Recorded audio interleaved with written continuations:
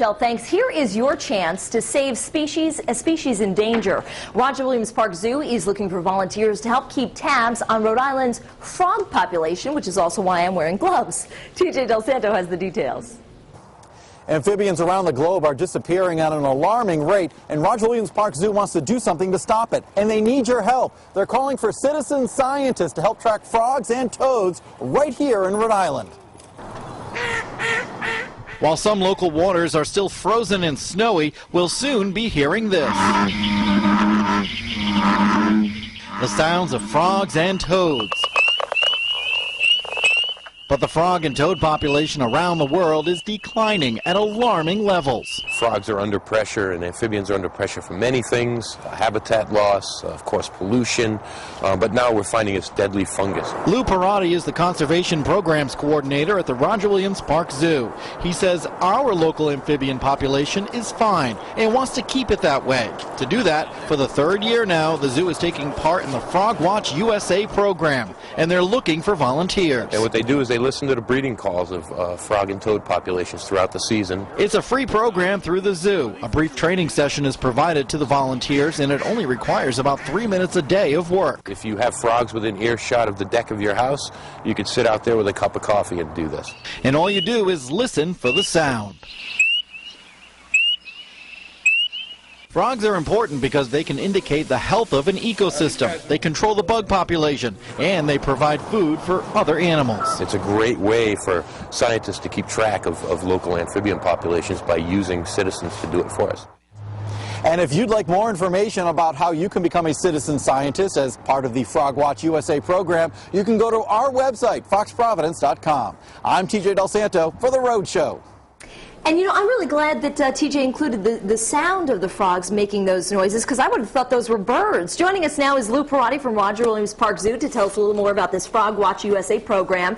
And he's brought along some froggy friends with him here. I put on these gloves because you said this is a poisonous frog, right? Well, it can secrete secretions on its skin that it uses to protect itself. Okay, but you said that these gloves were more of a protection for him. Correct. What does that say about me? Well, we have a lot of salts and things in our hands from our sweat and things that aren't good for frog skins. Frogs are very sensitive to anything in their environment that's foreign. I'm a little nervous, but let's get him out. But he's hopping. This is a marine toad, or cane toads they were called. It's one of the largest species of toads. Let me spray your hands here a little bit. Okay. Wait, won't that mean he'll slip out of my hands? No, just hold him very firmly. Okay, very firm. Yeah. I am the alpha dog. I will not let you go. Will he pee on me? He may. Okay, yeah. I'm okay with that. Will he bite me? He will not bite you. All right. No. Getting peed on is probably the worst. The worst. Yeah. Okay, I am now holding the frog. I'm okay. And you will not get warts. So and that's a total wives' tale. Very interesting. Now, what makes this a frog different than say a toad? And do we also have toads in the area? We have toads. We have 3 species of toads that live in Rhode Island, and we have 7 species of frogs. Toads tend to be more terrestrial, like to live more on land, where frogs seem to be a little bit more aquatic. Skeletally, frogs have teeth, toads don't. Oh, good. Well, that's good to know. Thanks. Woohoo! Okay, he's moving. He's quite strong. Yes, he is. Yes, he is, and he's peeing, and he's jumping. Okay. Now, why is it, get back in there, why is it that we want to count the frogs? Why is that so important? Well, frogs, number one, are a very valuable indicator species for healthy environments. They're like the canary in the mine shaft, correct, if you will. Correct. And right now, scientists have, discovered a global crisis going on. Amphibians are disappearing all over the globe right now due to many reasons. Habitat loss, pesticides, poisons in the environment, and now a deadly fungal disease that seems to be really decimating populations in tropical regions. So just really quickly, if someone says, yeah, I'd love to do this because I think I've heard that sound outside my house before, how exactly do you track the frogs? What do you have to do? It's a breeding call survey. So basically you go out at night and you listen.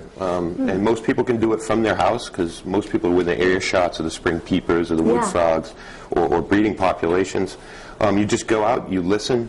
At our training sessions that we host at the zoo, you'll learn how to identify the frogs by their breeding calls, and then you just listen, and then you rate the intensity of the call on a scale of 0 to 3. I have to say that's a lot of fun, especially for kids who are in school right now It's and get to work on fantastic. that It's a project. great activity for families to get out, learn a little bit about the amphibians of Rhode Island, Awesome. and contribute valuable data that's going to be used to help track.